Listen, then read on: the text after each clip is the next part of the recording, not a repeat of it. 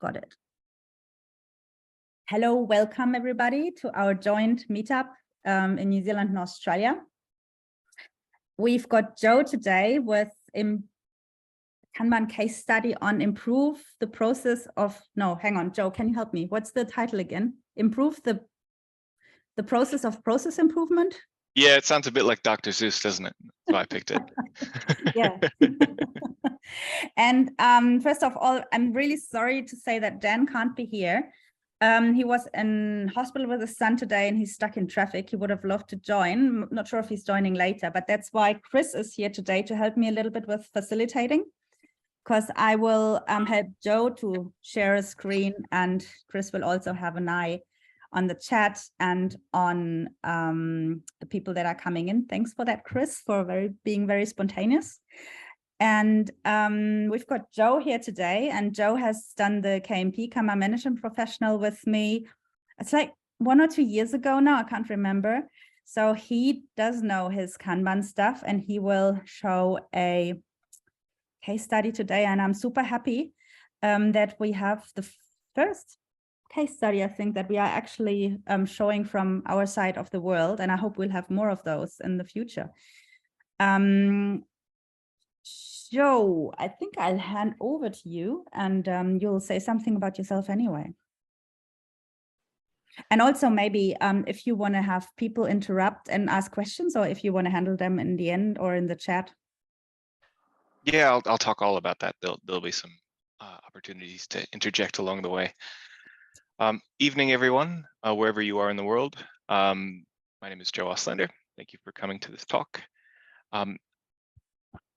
I'm kind of assuming most people are familiar with Miro. It's pretty easy to find these days in the workplace. But if not, that's okay. This talk can be viewed in Miro, where you can there'll be some opportunities to interact in small ways, or it's perfectly fine and easy to just see this as something that's being played out in front of you when Silke shares her screen.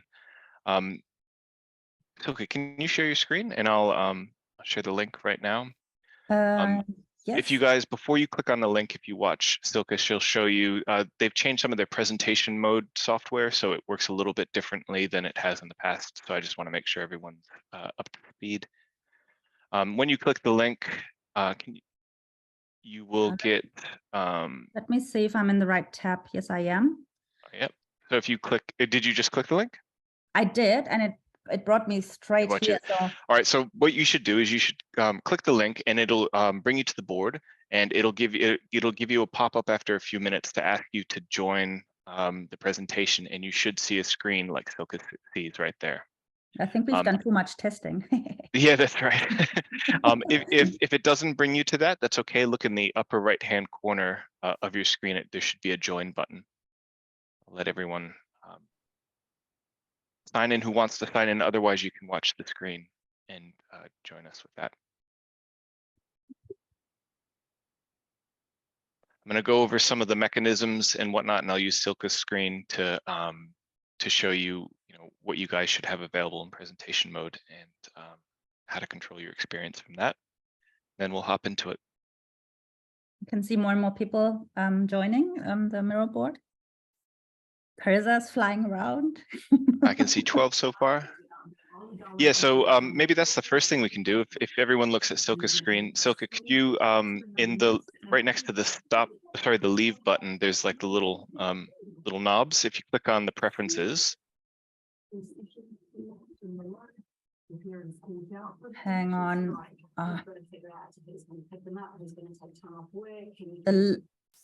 To the left of that, yep, right there. Click on preferences. Sorry, and I had the zoom in the way. That's all right. You can click show cursors, and that'll turn all those off. So that's your preference as to whether you want to see everyone moving around or not. Yeah. So this one here. So Now we see them. No, I don't see them. I think I'll leave them on because you leave them on. Fantastic. I like it.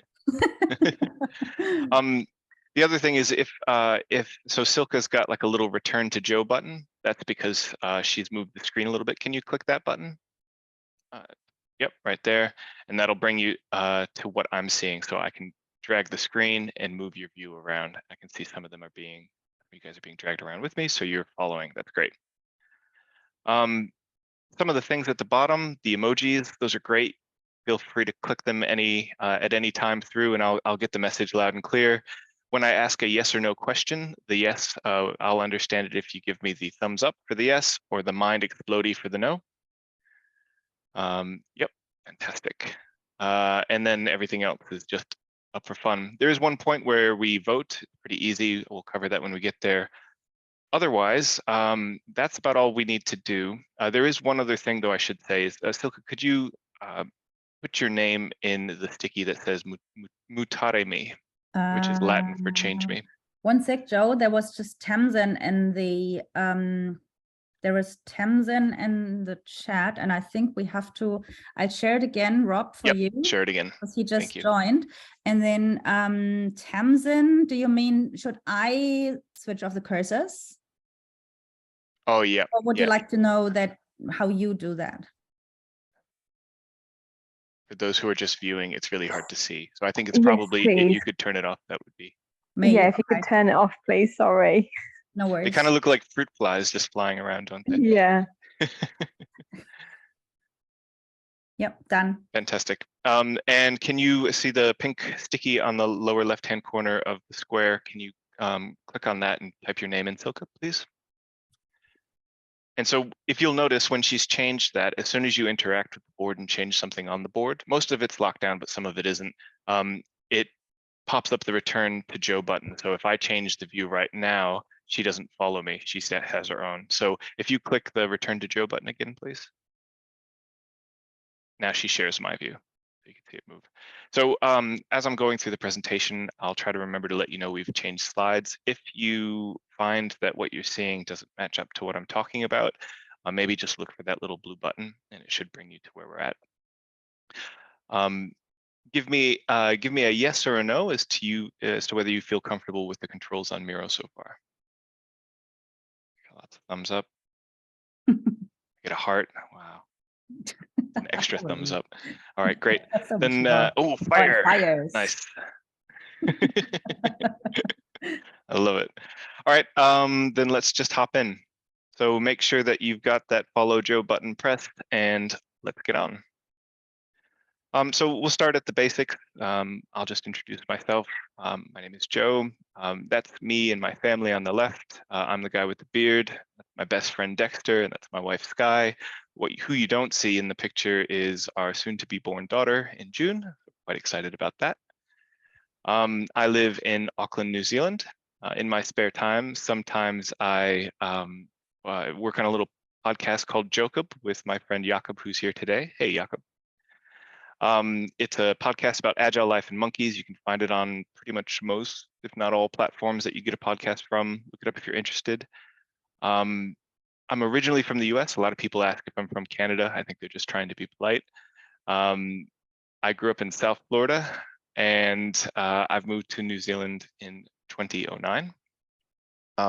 I've had a pretty colorful career past. I worked in film and television for around 9 years. I was a full stack developer for about 4, worked on super yachts for 5, and the last 11 years, I've been working in what I refer to as adaptive delivery, which is all of the Kanban, the Agile, the Lean, and that sort of thing.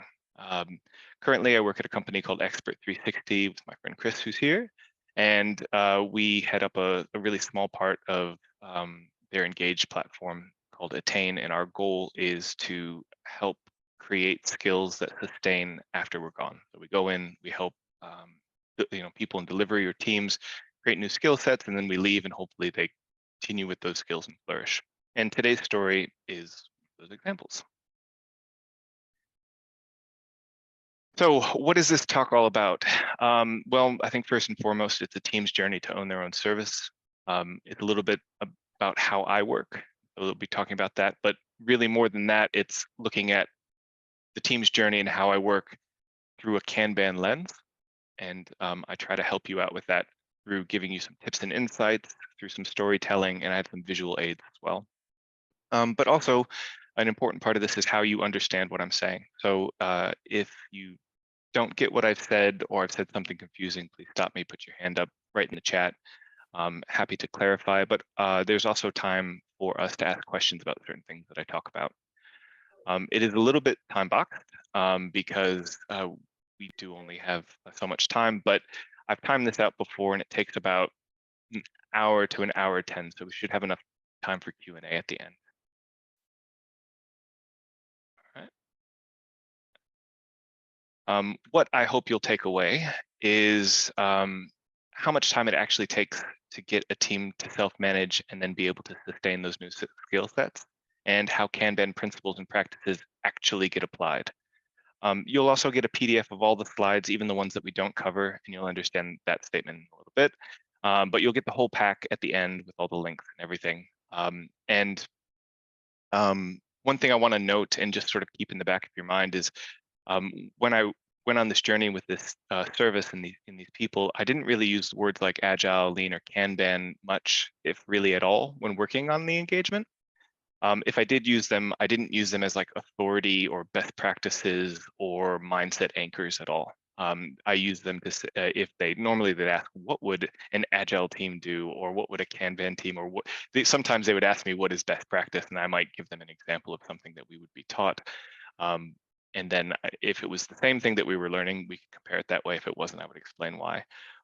Pretty much my whole approach to what you're about to see is to understand their problem first, sit with them with their problem, and then offer methods or techniques to engage with their problem. And most of those tools come from my Kanban and Agile toolkit, but I don't necessarily point out that they are to them.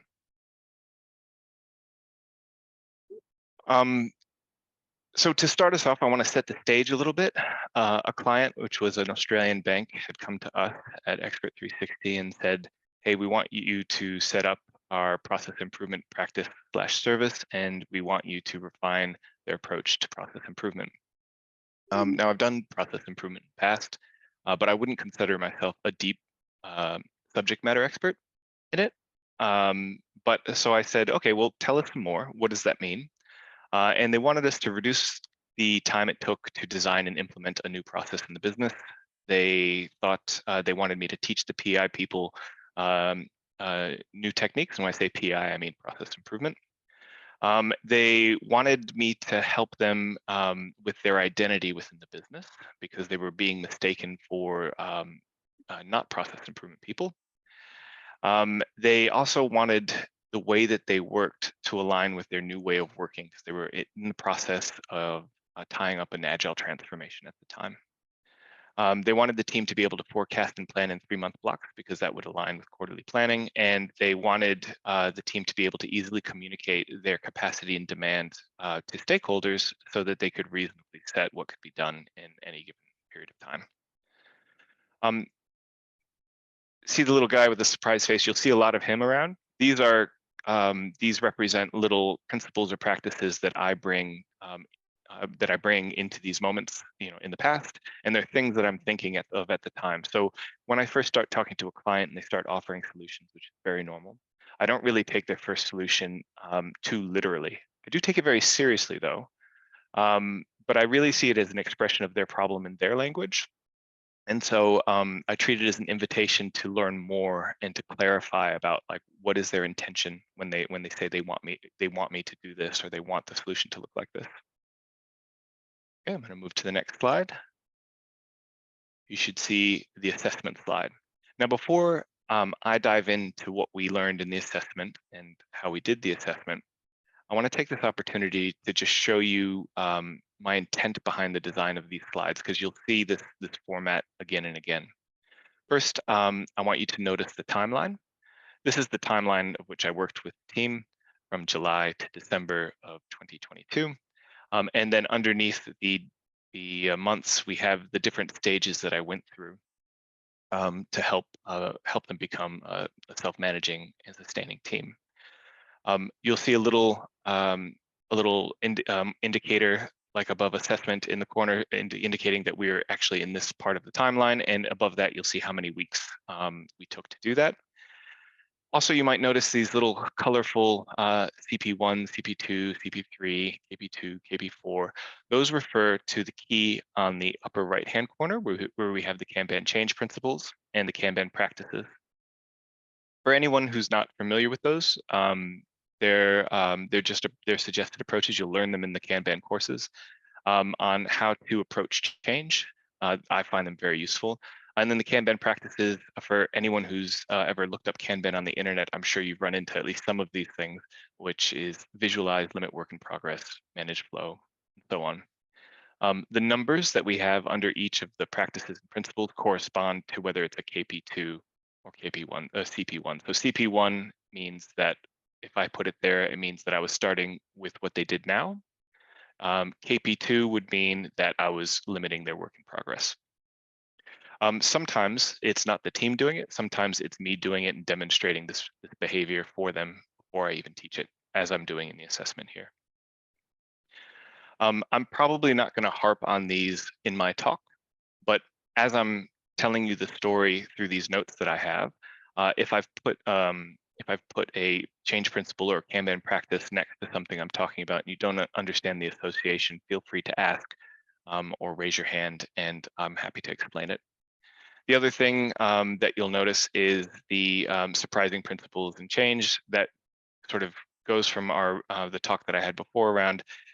These are just moments in this moment in time. These are the things that I'm thinking about, and I try to link them to the change principles and practices. Last, but not least, is if you look below all of these, we have a little area for questions and a little area, an exclamation point or a bang, or any statements or anything that you want to share in general. The stickies underneath are editable, so you can pick them up, double click on them, write a question in, and then put it here. And before I leave a slide, I'll look down here to see if there are any questions I can answer. And if there's time, we'll take some time and I'll go over them one by one. Otherwise, if we don't get to everything and there's time at the end, we can always come back. So before I go into the story, I just want to check with you guys. Does what I explained in terms of format make sense to you?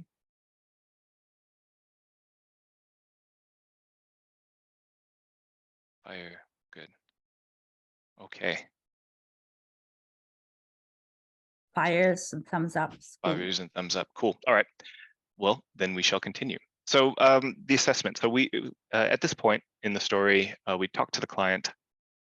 The client said, we want you to implement these solutions. And I said, well, great, that sounds lovely. May I come to your house and learn more?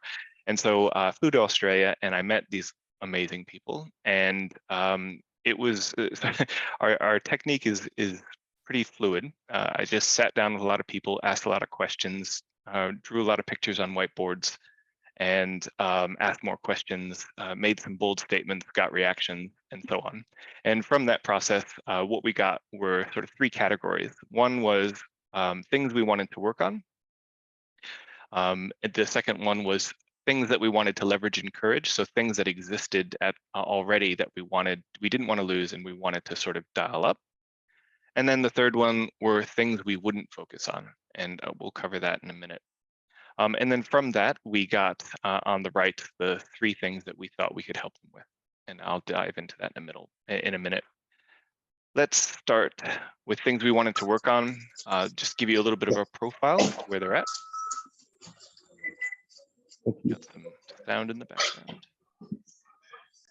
I'll mute them. Let me have a look. Things we wanted to work on, they were a 4-person group. And what I mean by that is they weren't a team at all.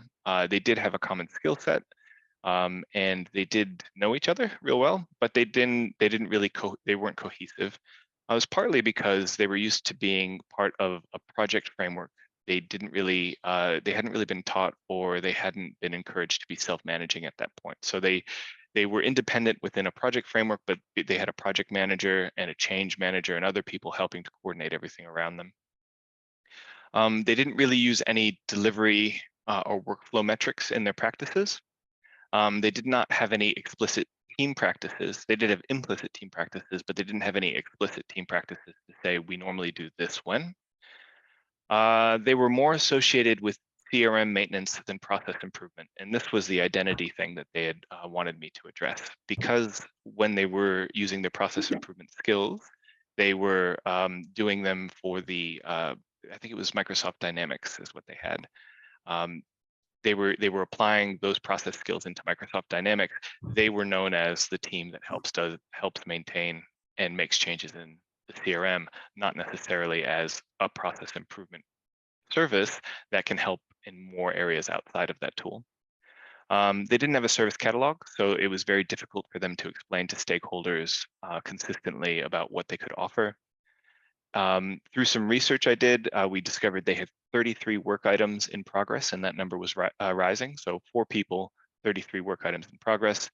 Also, there was no distinguishing between large project size tasks and small one-day tasks. So I couldn't look at it and say, of these 33, they're really small, so they should be easy to, they shouldn't take that long, or if they were all just extremely large programs of work that just weren't moving.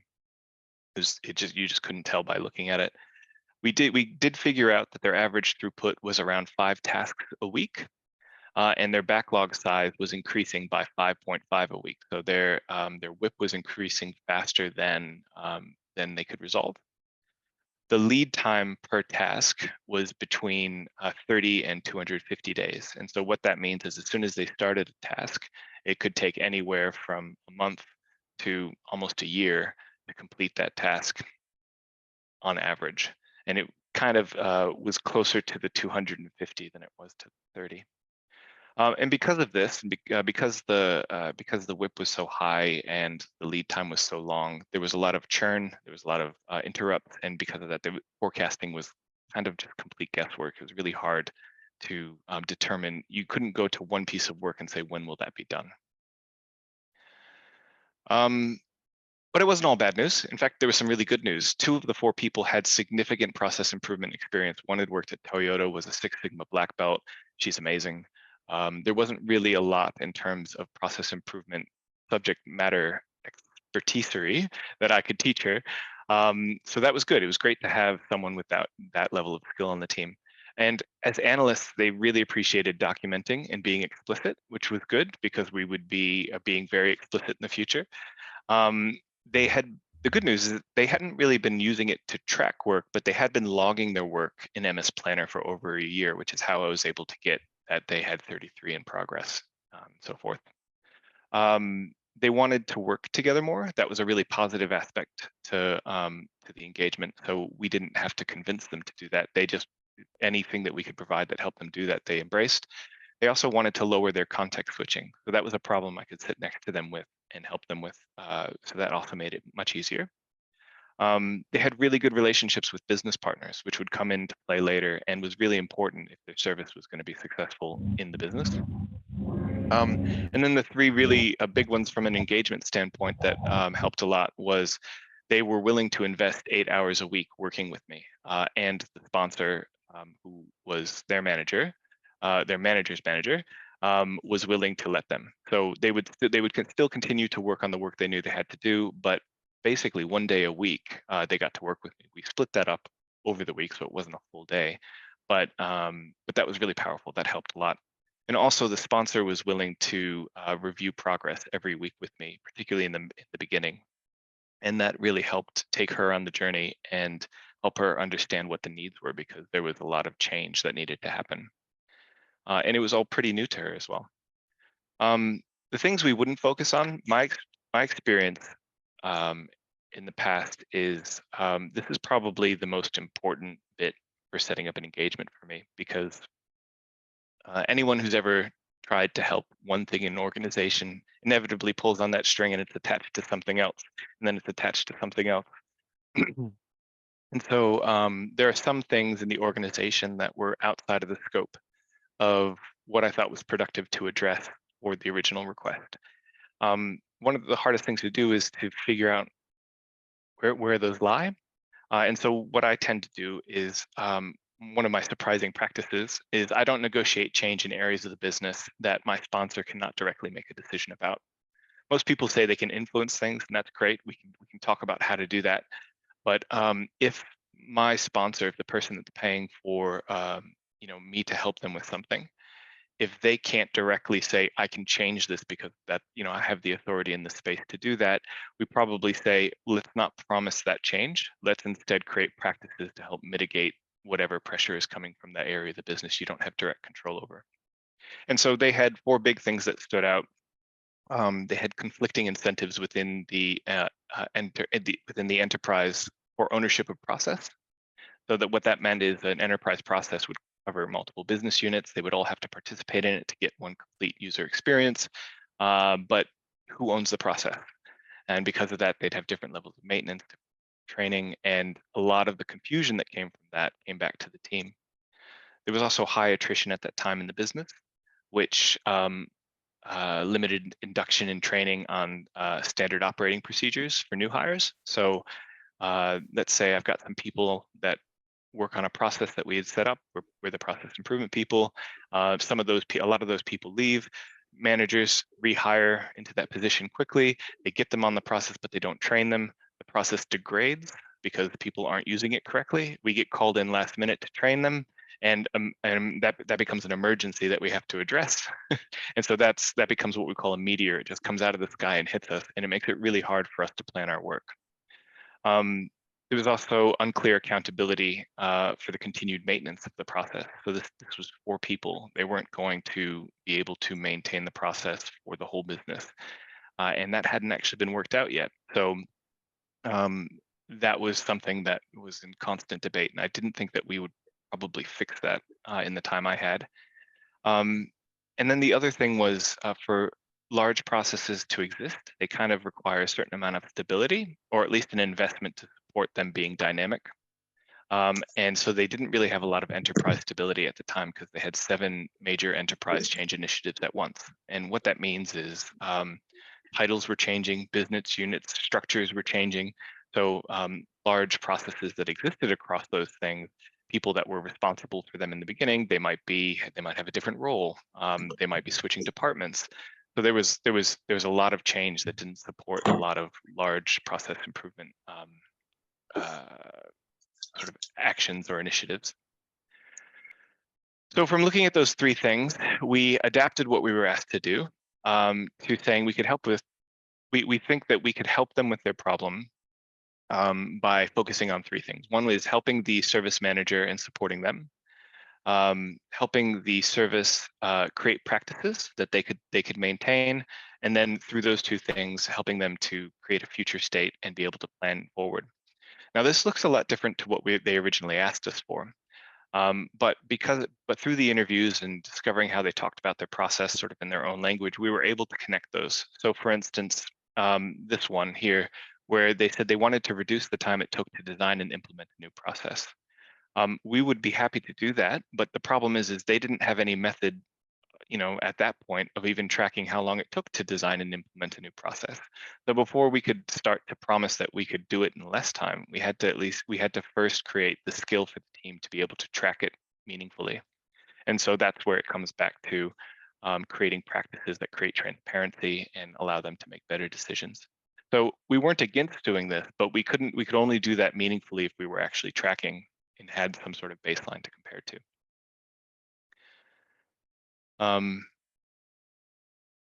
The other surprising principle I have is you don't determine where they start from, they do. So this is more of a mindset I try to put myself into. Is it's so tempting to go in and say, I want to teach them X, Y, and Z because I know they need X, Y, and Z. But quite often what they need is a few steps before where you're thinking they need, because you're thinking you're thinking like someone who's an expert in the field. I know that they need to do this, but you're skipping the 3 steps that they need to take before they can even get to that. So I'm very sensitive to their needs at this point, and I try not to come in too cookie cutter. And I ask them lots of questions, and I run little experiments day to day and see if they push back. Good. So we have some questions at the bottom. How did you avoid the process that tends to arise when you use Jira as opposed to your team's process? Good question. We actually cover that. So they weren't using Jira, so that helped. They weren't. So we started them out fresh on Jira, and I'll show you what we did later. And what's your definition of a dynamic process? So it depends on a dynamic process. Is a process probably not defined in great detail and more defined on output, but then you need a high level of transparency. So This was an organization that needed probably more prescriptive SOP than dynamic processes. And so those are even more brittle when the structure of the organization changes. Great. So now we get to a slightly more fun bit is, so I had a problem when I was making this presentation is that there's 6 months of information. Each of these sections, I could easily spend an hour to 2 hours on and show you all my notes and my techniques and stuff. But I did kind of want to have a broad view of what happened. And I don't have enough time to cover everything. So what I thought I would do is let you guys vote on what parts of this adventure you thought were the most interesting. And I'll give you an introduction to each one. So first, I want to point out that I've got like a more detailed list below them of sort of what I cover. The stickies here, they are each section that I cover, and they correspond to the timeline above. And the stars here represent bonus content. So each one of these sections, like Look into the Mirror, has its own slide that looks like, you know, the assessment one that we were just at. But then after I'm done talking about that, I share one technique, which you can see on the left here, and I talk about one of the things that I focus on when I'm helping people transition from like we didn't track our work to we do track our work, and I had to change the way that they think about columns, and so I talk about that. So have a look at some of the bonus content because that might influence what you want me to talk about. And in my experience with timing this out in the past, we can get to maybe about 2, 3 if we're lucky, and still have time for Q&A at the end. So before I ask you to vote, I'll give you a brief overview of each one. Look into the Mirror. The goal of that is to take them from a team that didn't track their work to a team that understands the value of tracking their work, can understand some rudimentary metrics and how to use them, and can easily articulate their work items and the life cycle of those work items. Move to Jira. The goal is to take what we learned and to look into the Mirror and apply that into the tool in a meaningful way. Then after that, define the need. That was a week-long workshop we ran with about 10 stakeholders to challenge the concept of what a process improvement practice should be by asking the people who would use that service what they needed. Training is when we took what, the previous 7 weeks and we start to apply all that knowledge into daily practice, and I help coach them through that. We talk about some of my approaches and some of the thinking. And then handover is when I switch my coaching stance from training into training them to do the thing right and into training them to own the thing. And we talk about some of the mindset shifts and what we focused on. The bonus content there is goes into class of service and how we address that because they asked for a little bit more information, a little bit more activity to practice near the end. What's probably worth noting on this wide overview is this new information limit. It was at 7 weeks. Inevitably, it tends to be around 5 weeks for most teams I work with. We get to a point where everyone puts their hand up and they're like, Joe, stop teaching us stuff. It's just too much. Just stop. We get new stuff every day. And yes, we're applying it, but there's just too much. And that's good. I look for that. And at that point, I normally go into a training mode and I look at how much we've covered so far. And I say, how can we just naturally make that a part of a daily routine and then build on that knowledge? So they actually hit it in 7 weeks. So they beat the record. And then that's why the last 2 is about application, not about new content. All right. So I'm gonna set us up for voting real quick. Right. So I'm going to give you guys 2 votes, 1 vote per object.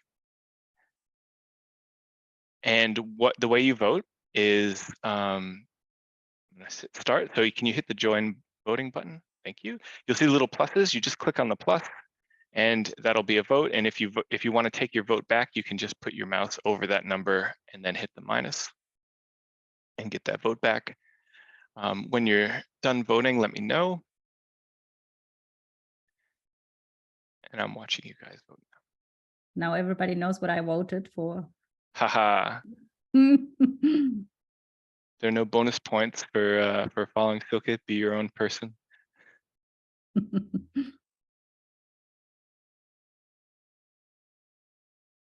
Define the need has Patrick's vote. Right.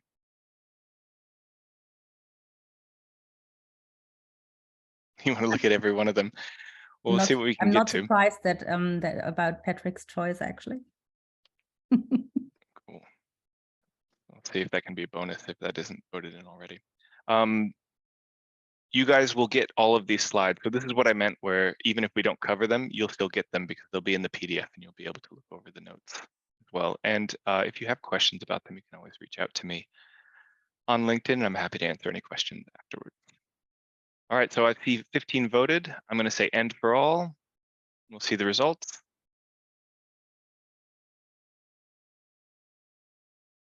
Define the need. All right. And the need, and then hand over. And if we have time, move to Jira.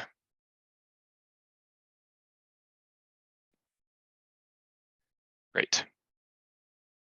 Thanks everyone for voting.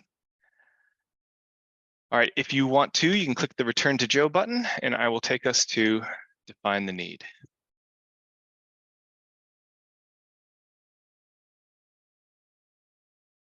Okay, so for anyone who's new to Kanban or has only kind of known it through the visualizing and tracking work bit, there is another part of Kanban where it has service delivery principles as well. And Kanban is really good at encouraging us to say not only control your workflow, but make sure that that work that you're controlling is actually meaningful to the people using your services.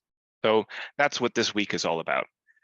If you want to learn more about this, I'm not going to dive into sort of the theory of it, but I put some links at the top here under F4P, which stands for Fit for Purpose. DJAA has a really good explanation of what it is. You can go to the fitnessforpurpose.com. They also have a really good explanation. And if you want to hear a talk about it from Kanban New Zealand, there's a link there into YouTube. And if you're interested about what the Kanban service delivery principles are, you can click that. But basically the whole concept about this week is we want to make sure that we are designing the service based on what people actually need, not on a preconceived notion of what a process improvement service should be if you looked it up on Google. So this lasted 1 week, and one thing I want you to note is the preparation time. So while it only took 1 week to start and finish, it took easily probably, I'd say about 5 to 6 weeks to prepare. And the reason is because we needed actual decision makers in the business to give us the feedback on how they might, how they would perceive using the service. And that meant a pretty long, what would you call it? We had to let them know quite far ahead of time to get into their calendars. We seem to have some stuff there. I get rid of those. And also I use this, and I'll tell this is in the bonus content. I use this time period to prepare for this week as well. We did a lot of it in person. Some of it was digital, which you'll see in a moment. And there were a lot of templates and whatnot to build. So this whole thing was kind of custom fit to them.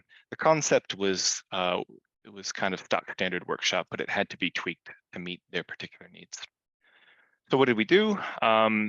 Monday, so my role in this whole thing was to set up the experience to facilitate the space where the process improvement practice could go in and interact directly with these decision makers, gather information, compose the information in a way where we can find insights, test those insights with the stakeholders, and then apply that to how they saw the service evolving over the next year or so.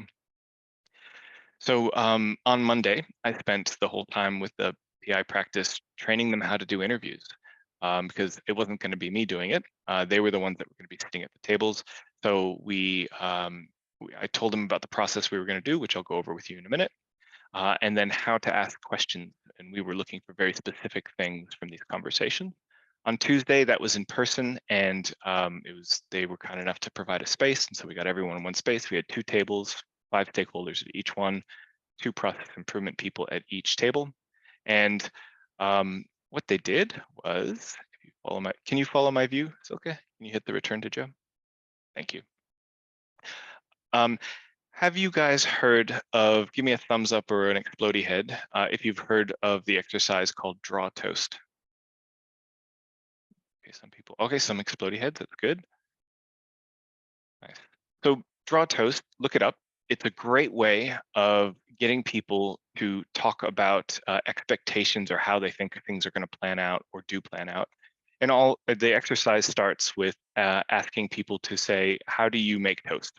And they teach them that there are nodes and there are connectors. Nodes are a picture that you draw to represent something that you're doing. And then a connector is like an arrow saying, I do this, then I connect to this other node where I'm doing something else. And we encourage them to draw over writing words because it forces them to slow down what they're thinking and imagine sort of the world around them when it's happening. So they did this. I mean, it's a really good exercise because you can start, I mean, you'd think it would be, everyone would be the same, but they're not. You get people that talk about, you know, I get up in the morning, you show them in bed, I grab my bread, they show a piece of bread, I put it in the toaster, I toast it, I take it out, I put butter and I'm done. And then you get people that talk about, you know, the Big Bang and then planets forming and then wheat growing and then man discovering agriculture and then, you know, a bread is being made. And so you get all sorts of levels of people and how they think about that simple question of how do you make toast. And that's good because what we want when we ask and when we do these interviews is for people to engage at the level that they're comfortable thinking. So once they'd done that with toast and we saw they were comfortable with that process of saying, you know, you give me a question and I draw you a story of how that works. We asked them the question, picture, tell us, can you tell us about a time in the future or in the past of which you worked with the process improvement service and it was a good experience. And that was the only qualifier. And so then they draw something like this. This was Christos. He was a very process-oriented person. He didn't just draw one experience. He had different flows and alternate things that could happen. And they can pretty much write anything as long as they can talk to it. So we weren't going to analyze their diagrams. What our plan is once they've taken time to really think about this, like how they wanted to interact with the process improvement service, to use this diagram to tell us a story as we interview them. And so once everyone at the table had drawn their story of working with the process improvement, their ideal story of working with process improvement people, the PI service people would ask them questions which tried to discover one of three things: is what's the job that they wanted to get done? What did they hope to gain from these interactions? And what pain were they hoping that we would address for them? And we encouraged them to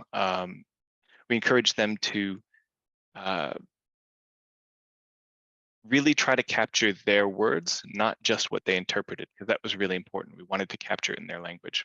So you can see that we had these templates and they were capturing these quotes. And then on Wednesday, we got together and we compiled all of their quotes and we created themes and we tried to come up with personas. And we ended up with 5 personas, and the personas had sort of 3 parts. One was we wanted like a statement that they would make to represent that persona, and we wanted a description of that sort of a more detailed look at who that person was. And then we wanted to take their quotes and place them in either customer jobs, which are the blue, gains, which are the green, and then the pains that they wanted to address, which are the red. And so for this one, this was we just need help with defining the process we need. Description is, I'm someone who has identified an opportunity for a process improvement. The business will be able to implement and embed the process solution, but we need your help with the process design and mapping. So that was really important for them to hear that, because at this point, they had kind of assumed that they needed to do the process design, the process mapping, and the implementation on behalf of the business in almost all cases. So this was a really nice discovery for them, that they could, a lot of their service, they could offer just that sort of beginning bit, and then the business would take ownership of the process from there. And remember earlier where I said it wasn't clear how the business would own the process, what we saw was a lot of the stakeholders stepping up saying that they wanted to, they just wanted help in how to own it. So that was a really nice discovery for them. Another thing that you can see here is they crossed out just. That was kind of a nice little a nice little discovery, because they thought that just demeaned the statement. They don't just need help with defining the process they need help with defining the process they need. And so there was a lot of passion from these stakeholders to engage with them. They really wanted this aspect and this sort of experience with the process improvement team. Now, one thing you'll see on this is a lot of little check marks and hearts, and there's some gap little things, like little H looking things. What we did is we had each person, each of the stakeholders, walk around to each of the 5 stations, and if they felt like one of these little stickies was in the right spot, they put a check. So if you see 1 check, that means at least 1 person thought that it belonged. If you see 2 checks, that means 2 people. If you see more than 2 checks, and so on. The X means they don't think it belongs. They don't think that it's correct. And the hearts mean, heart is like a check, but it means you see me. It's not just right, it's very, very, very right. This is exactly how I feel.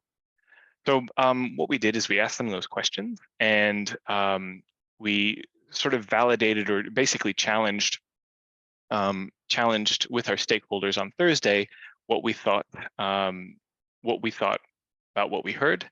They corrected us in spots, and they encouraged us in others, and we ended up with these little information sheets. And where we just break out the most loved in this persona. The persona simplified are only items that have 3 and 2 loved items on them, or checks on them. And we have some of the do not agree with and love. And so this is just like a 1 sheet per persona that I could give to each of the PI members when we talk about looking forward and what the service could be. The last thing we did with those, though, is we asked them to vote only once. So they had all 5 personas, and they could vote 3 times, but only once per question. So there were 3 questions, so only once per question. So we asked, do you relate strongly to this persona? And so George and Nick, that's not their real name, they voted on this. So 2 people voted on this. And what this tells us is these are the stakeholders that we can go to when we want to explore or define out this persona more. So these are the people that really identified with this. So if we wanted to be more specific about the service, we can go and talk to them. The second question was, this persona will have the most demand. So these are the people that think this persona or this ask is going to have the most demand out of the 5 personas in the business.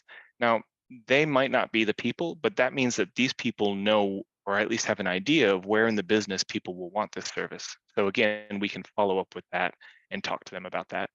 And then the third question was, this persona will help our clients the most. This one didn't get any, but if it had, those would be people we'd say which clients and in what situations. And we can, as a service, we can go out into the business and we can try to find those opportunities to improve that aspect of the service. So they took all this information and they put it on a timeline where we looked at the time forward in 3-month blocks. And we asked the questions each block saying, based on these 5 personas, which ones are the ones we think we want to serve the most in the next year? And they prioritized those and said, once we have those, how do you think having these personas as priority will either change a service we already have, introduce a new service, or drop a service that we're doing? And so we had that conversation over the next year. We made a little bit of map, and but this wasn't so much a plan as just a vision of the future that they could refer back to and adapt. And they found that really helpful. The other thing that was really, really helpful to them was that the manager had just sort of come into the team at this point, because they had just formed. They had 7 weeks of just forming. They needed to move a person from a different part of the organization into this service.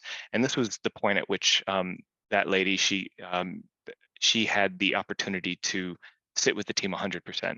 So she knew these stakeholders, but she was now meeting them for the first time in the context of their needs. She was not a process improvement SME, but she was an amazing manager. So this was a really great way to catch her up and to get her on board with what was needed of the team. and engage her in the conversation on equal levels with the SMEs on the team as well. I see a question here. You said we asked them about the jobs they wanted to do. Did you use jobs to be done or the concept of progress to be made to help the participants understand what they had to support?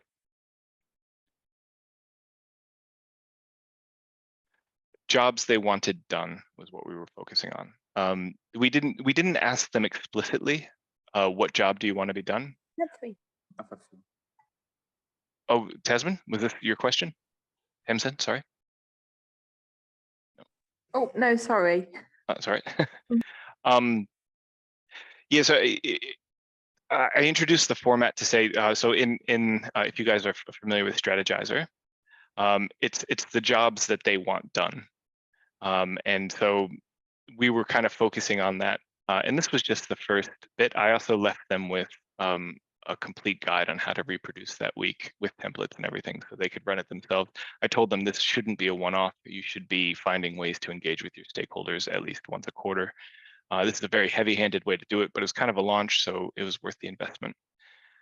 Bonus content for this is I get asked a lot, how do I prepare for week-long workshop or any workshop for that matter, particularly with multiple people that have different aims in the business.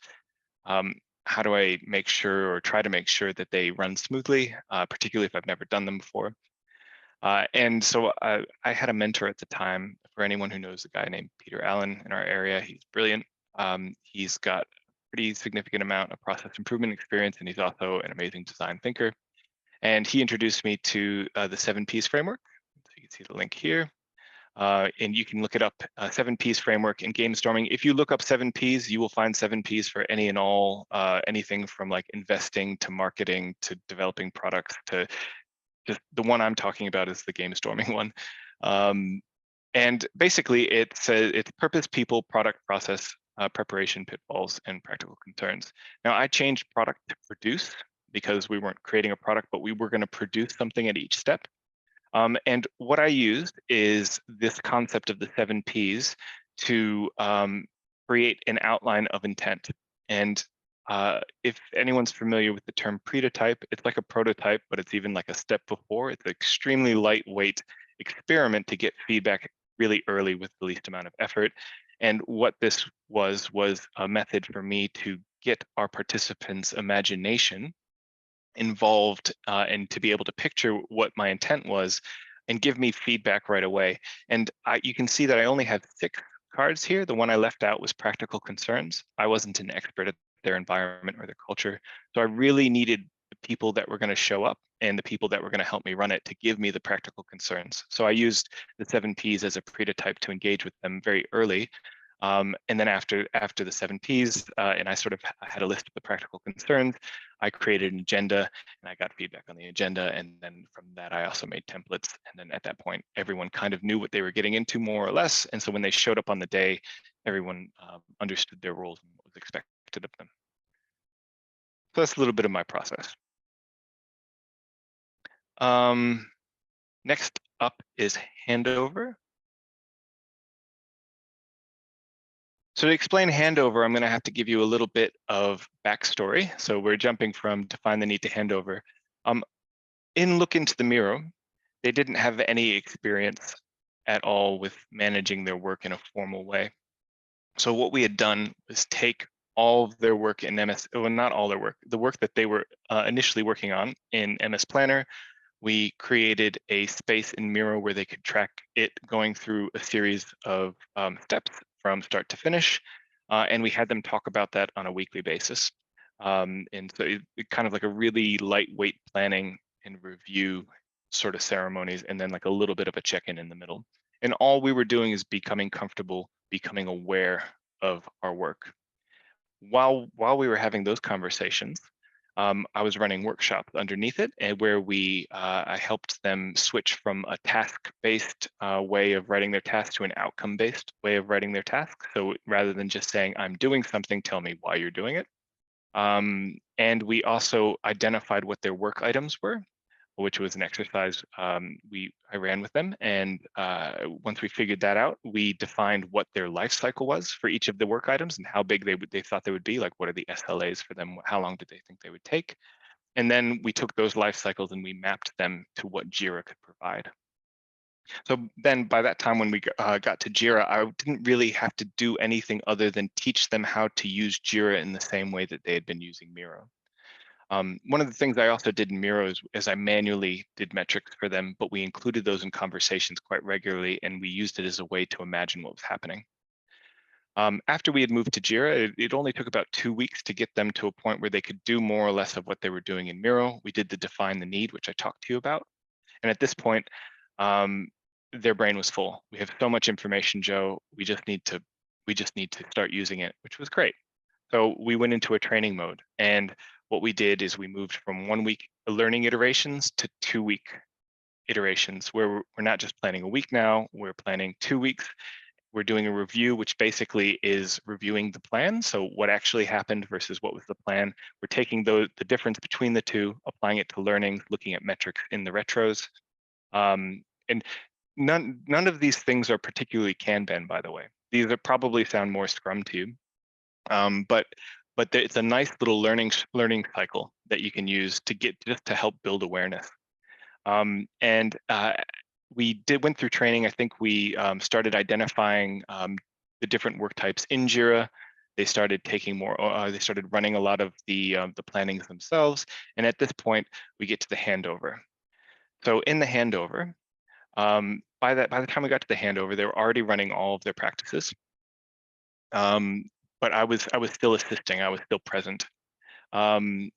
They had proven through some of the, when I'm training, I quite often give them goals that they can see. So for instance, let's say in planning, so like, let's say we have a new iteration coming up. Your challenge, I would say your challenge is to be within 20% accurate of 100% of the planning. So what that means is when you plan your work, make sure that the work that you think that you can get done in this 2 week period, you're accurate up to about 80 to 120%. And that's just an arbitrary goal I set so that they have something to focus on as they start to practice the techniques that we have. So they've demonstrated that they could control their workflow from some of these goals that I gave them. And they also proved that they could adapt and plan with the data from the backlog. Another thing that we would have talked about in training is how we normalize the use of data in every conversation they had. And we kept all the data very relevant to what they were learning and what they were trying to do. So that's where they're at this point.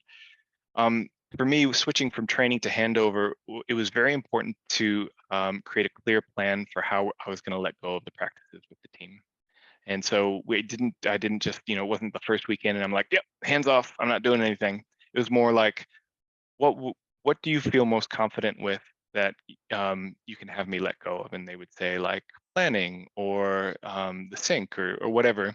And then I would just sort of step back from that and I would just be present there and I wouldn't say anything, and I would just take notes. And I told them I will be there and you can ask me questions if you want, but I will be less helpful in the terms of helping you to do things.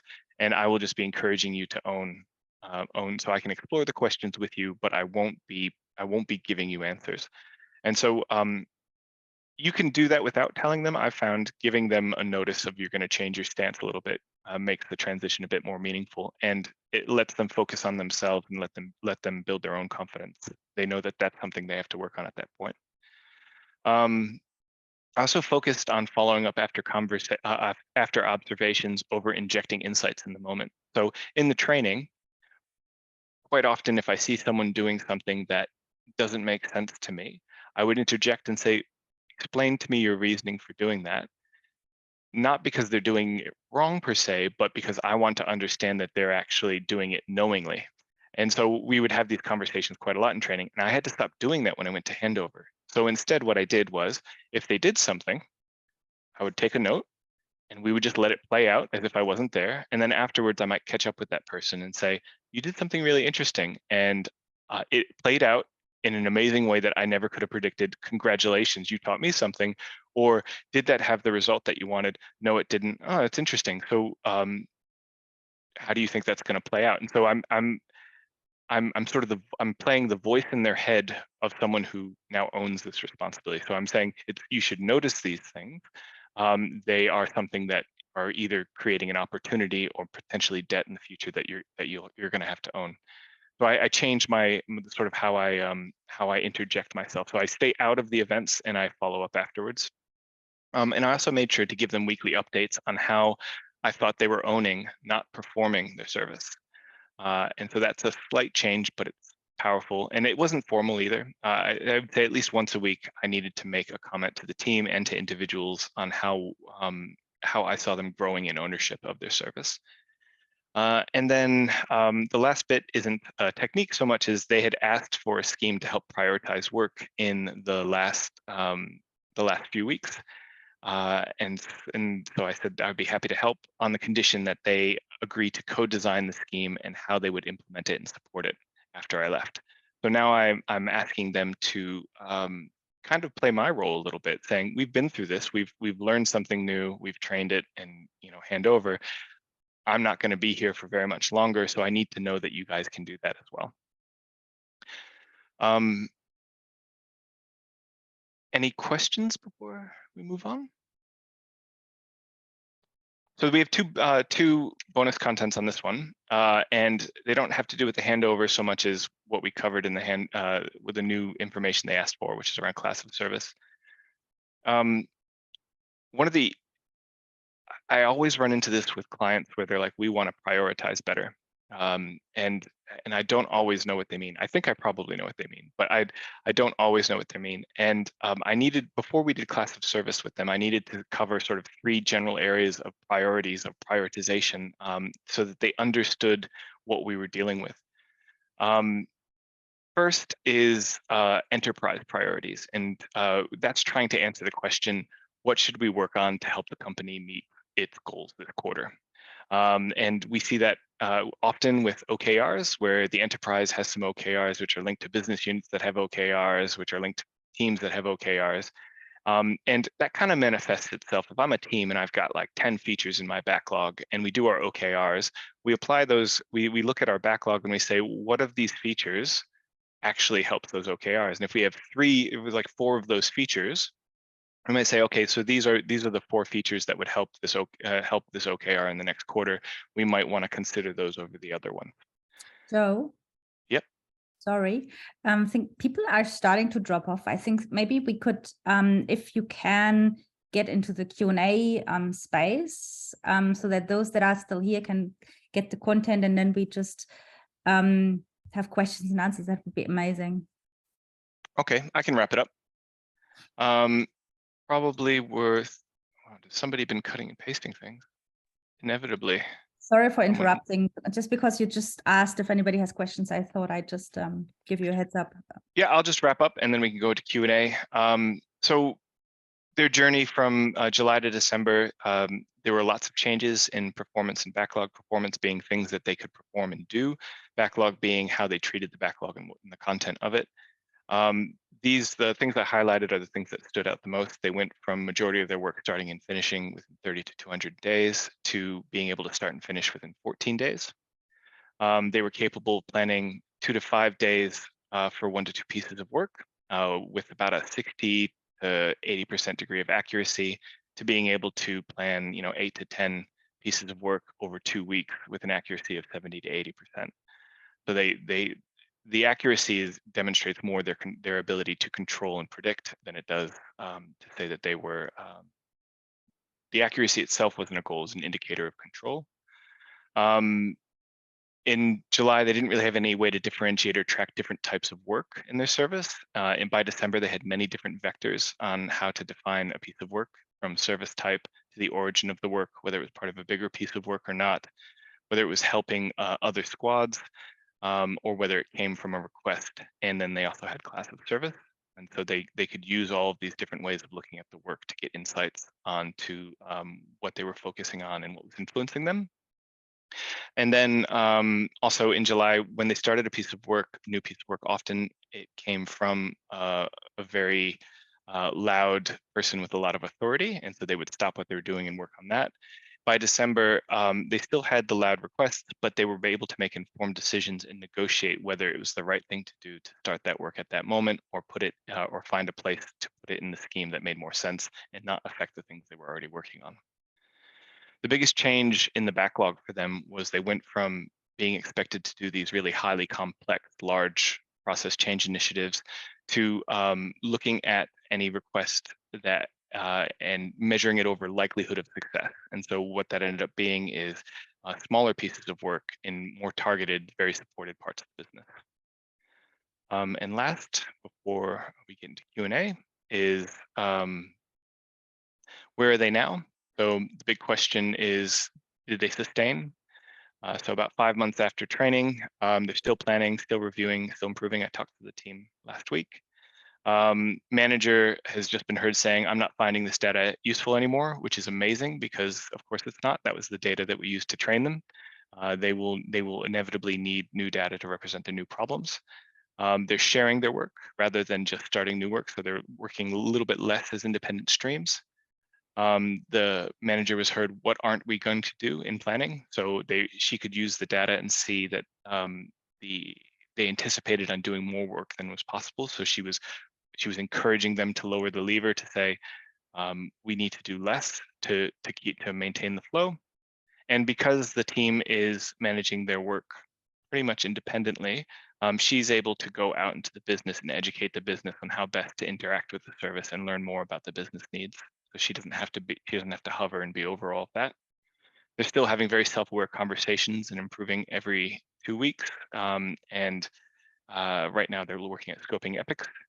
And this last bit, which is really cool, is they ended up taking on 2 other independent services, but instead of just putting everyone in one big team, they replayed through their journey and they created spaces for the RPA, which is robotic process automation, and the CRM, which they had separated themselves from, and helped them create their own workflow and created ways to share work between them. So yeah, so I was very impressed that they not only learned specific things that we had taught, but also sort of the method of starting up.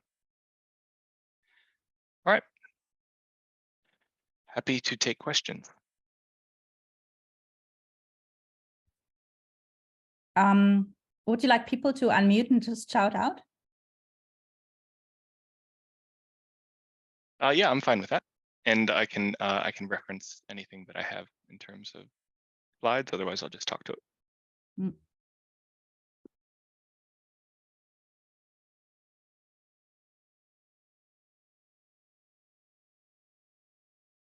Thanks, Natasha. She found it interesting. Thank you, Natasha.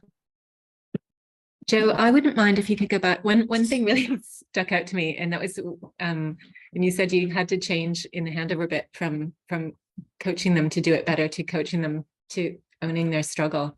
Yeah. That's fascinating. Can you talk a little bit more about that? Yeah, it's just it's a knowing shift of what I'm focusing on. So I think at this point, the skill they need to learn is that I'm not going to be there to ask questions about anymore. So and that's a good thing.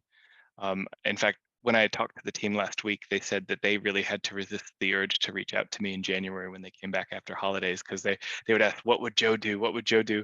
But then one person in the team would inevitably go, work it out yourself. That's what he would say. So, the door is always open, but certainly I think the point that everyone focuses on, so it's funny when you look at the training community, a lot of what the training community, when in certain organizations I've worked in the past, they considered training the learning of lessons, right? And so that would be like the first 7 weeks of that, learning lots of new stuff is training. I don't see that as training. I think training is the application of knowledge in a practice. And so that's more of the training area. But then there's this other thing that you have to train as well, which is confidence. And just doing something over and over again, you need feedback that it's okay. You know, it's not just okay. It's not just okay because you did it right. It's also okay if you do it wrong because you own it. And maybe you didn't do it wrong. Maybe you did it not right by accident, and it's more right. You know, so it's really just training their confidence that they actually do have it. And inevitably, they're not going to do everything that I taught them, and that's okay, because what they're doing is addressing the problems they have at that moment. And I've at least left them information they can go back to if they need it. And they also have, you know, one of the things that we're training throughout this whole thing is critical thinking. Is what's the problem? How do we engage with it? How do we visualize it? How do we see its effect? If we can't see its effect, what can we change in our practices to see it better? That sort of thing. So that's kind of what we're encouraging in the handover. Did that answer your question? Or are you looking for something else, Kyla? Yeah, that's great. I just wanted a little bit more perspective on it. Thanks. And hello, long time no see. Hey, and actually, I've heard you when you're talking about training, your view on training. I've heard you say that before. Yeah, I didn't just make it up. I've been doing this for a while. There was actually, I remember before in the chat, and I can't find it. There was a question on Jira from Patrick. Patrick, did you want to unmute and ask that question, maybe in person?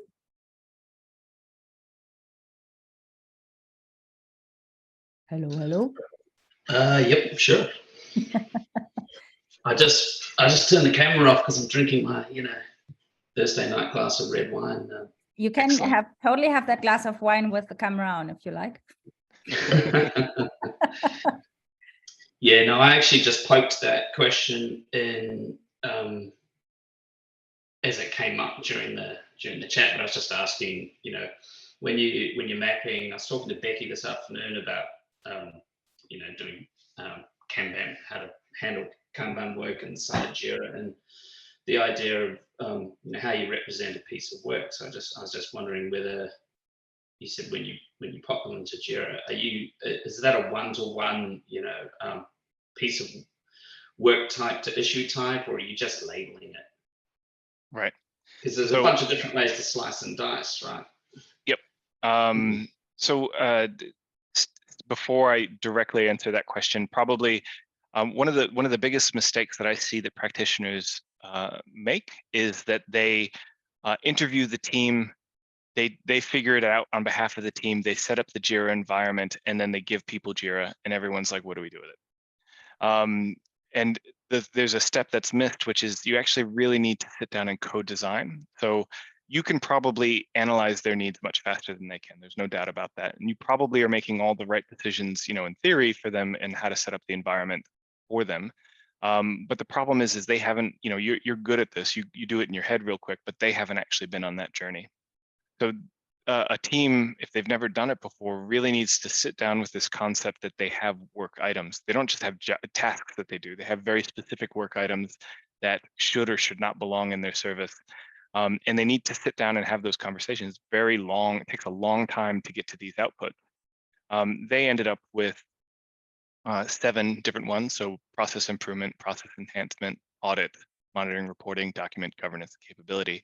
They didn't reinvent the wheel or anything like that. I mean, this is all kind of stuff you would expect, but they really hadn't sat down and distinguished. And what they realized is majority of improvement and enhancements would be sort of an epic size. And the audits and reporting and documenting governance capability would be a story or task size piece of work on the average. And they kind of said, in a perfect world where we could start and finish and not be interrupted, it would take this long.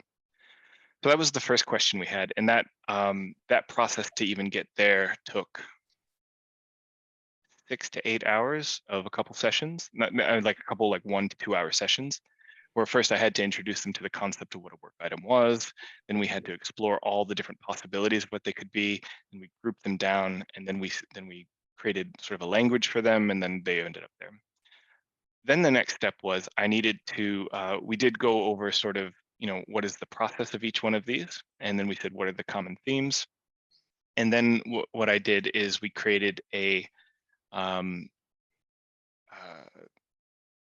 statuses. So in Jira, statuses for each, so for common steps in epics and common steps in stories and tasks. So what that meant is the anything that was a story and task would share the same life cycle in Jira, But depending on whether it was an audit, reporting, documenting, governance, it might have some slight variation on how they're interpreting, what in progress means or what testing means or embedding means. And then before even we got them into Jira, is I ran them through, particularly in the Epic lifecycle, is what are these sort of transition points, these commitment points along this journey, and what are the sort of the definition of ready at this point. So before we go into discovery, what are the questions we need to be able to answer? And we used invest because it's just most people know invest, so that's immediately actionable, negotiable, valuable, estimable, sized. And we're saying in context of going into discovery, what are the questions we need to answer? And then what are the fields that need to be filled out? And then what does not need to be filled out? And we did that through, excuse me, through each of these commitment points. And through the process of, defining what they are, how long they should take, telling me what fields should be filled in at each point, we're also defining sort of the metrics or the feedback loops that we can start to look for to see how healthy our backlog is from a readability standpoint. So even though they don't know they're doing it, they're already starting to do that. So by the time we get to Jira, it's not the only thing that they're learning is how Jira does the same thing that we talked about in Miro. And rather than having to learn everything about work items, everything about the steps, and also Jira, they can just focus on the tool. To answer your question, how we differentiated this, what was really interesting is my goal, because we had about 2 weeks before the design, the design the need thing. My goal for that was like MVP Jira use. So we didn't introduce labels. So we used labels to differentiate the different work types. And I can show you what we were able to do with So that. you went Here. So that was for the MVP. So did you go into prod with labels? No, so when they first started, we didn't use labels at all. Because remember they weren't using labels in Miro, so they were just identifying. But the nice thing about labels is you can back label them and still get the metrics. Exactly. Yeah. So and because I was only, one of the things I would talk about in training is I limited their work in progress because they had like 200 items in their backlog from the MS Planner thing, and I'm like, I'm not letting you bring all those in because there's no point. You're not going to be using all of them. I was like, only bring in the ones that you are actively working on, and then after maybe a couple months, we'll look at if we want to bring in the bigger ones that we may work on in the future. And because of that, they only had like 60 to 90 items at this point, by the time we started using labels. So back labeling it was not a big chore. Taught them how to do bulk update. And then they could get things like this. So these are the labels that they use: PI improvement, enhancement, practice, reporting. We used a little bit of a PI underscore to differentiate the labels from other labels. And so then they could look at what was done in the last 14 days, 30 days, and what's in progress now. And I didn't really set any goals on this except for asking them, what do you think it'll be? Because at this point, I just wanted to build awareness. I wanted them to have the ability to control their workflow in the future if they wanted to, in terms of which service item they're doing. But yeah, this was just insights generating. Yeah, that's what I would have. Yeah. So that didn't happen until later. Yeah. Let's go to Ravi's question. What was surprisingly challenging for you, Joe? And then we'll come to you, Anthony. Surprisingly challenging.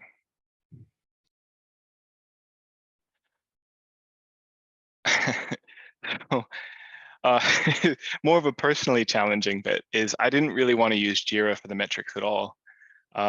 There's a really nice tool called Flowmatica, which is amazing if you ever get your hands on it. They just do everything.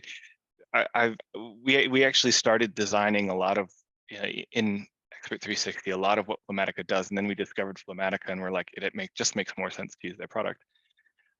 They do everything that we would teach people in on like lead time, and they interpret Jira correctly. And the only thing they didn't have, which we do, is like hygiene and stuff. But I wanted to use Flowmatica because it's just sort of linked into what our training is. But because it's a bank, and anyone who's worked at a bank knows that new software doesn't always get approved very quickly. We were not permitted to. I'll share a link to everybody in the meetup. We had to use sort of Jira's default stuff. So it was challenging because I didn't have all the things. There were some big concepts I wanted them to see in action because it's just it helps them directionally as to what's possible in the future. But I wasn't able to give them those. But it actually ended up being a good thing to simplify it for them. One, because when we trained about data, I wouldn't give them a view that that they didn't learn how to do themselves. So I wasn't coming in making dashboards and then leaving them and they had no idea how to adjust them or make their own. I would do them with them. So that there was a certain amount of empowerment with that. But two, also like it simplified it for them. They were having views that other teams around them were having, so it made it more relatable and easier to communicate around. So it was challenging for me to let go of this thing that I wanted to use and then use this vastly inferior thing. But it actually ended up being probably better for them in that sense. It was at the level that they were at.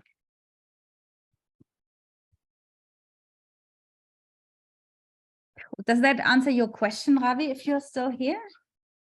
Yeah, still here. And yeah, thanks, Joe. Cool. No worries. Then Anthony, how did you record and represent commitment points in Jira? So in Jira they have statuses, and then the help me out, Patrick. What are the status categories, right? So status categories are like to do, doing, done, and then you have your statuses, which are the columns that you see on a daily basis, which sit underneath those. Yeah, there's a separate JQL. Yeah. That, yeah.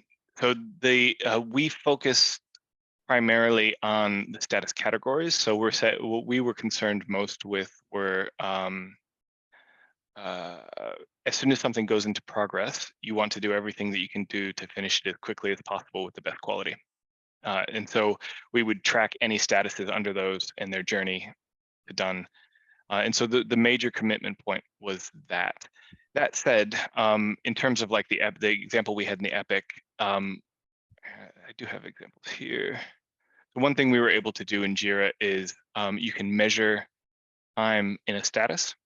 And so I don't have an example of what they had here for that, but at any of those points, we could say how long has something or the average of an item been in each one, and you could sort of track them side to side that way.